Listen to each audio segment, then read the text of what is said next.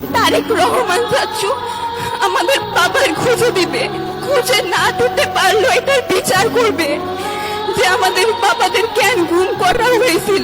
দল করে তো কোনো অপরাধ না। আসসালামু আলাইকুম, আমি রিধি। আমার বাবার নাম পারভেজ হোসেন। 2013 সালে ডিসেম্বরের 2 তারিখ আমার বাবাকে শাহবাগ থেকে তুলে নিয়ে যাওয়া হয়।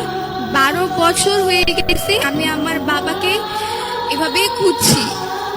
5 আগস্টের পরে আমাদের অনেক আশা ছিল যে আমরা আমাদের বাবাদের হয়তো এখন সময় হয়ে গেছে আমাদের বাবাদের ফেরত পাওয়ার, আমাদের চাচুদের ফেরত পাওয়ার, কিন্তু এখন পর্যন্ত আমরা তাদের তাদের খোঁজও পাইনি।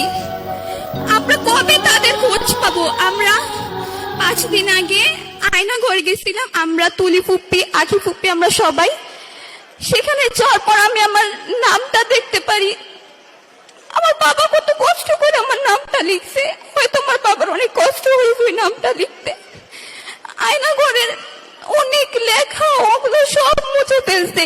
স্বৈরাচার সরকার তো নাই, তাহলে তো কে মুছলে এগুলো? আমরা কি আমাদের বাবাদের ফেরত পাবো না? আমরা কি স্বাধীন দেশে স্বাধীনভাবে হাঁটতে পারবো না? আমার ভাই কি আমার বাবার মুখটা দেখতে পারবে? আমরা কবে বাবাদের ফেরত পাবো? আমাদের স্বপ্নগুলো কে পূরণ করবে? রাষ্ট্র যেহেতু আমাদের বাবাদের গুম করেছে, রাষ্ট্রই আমাদের দায়িত্ব নেবে। আমরা কেন এখনো এইভাবে কান্না করি? আমরা কেন এখনো আমাদের বাবাদের খুঁজে পাইনি? আমরা আমাদের যত বড়, আমরা অত বছর ধরে আমরা এভাবে যুদ্ধ করছি, আমাদের এই যুদ্ধ কবে শেষ হবে?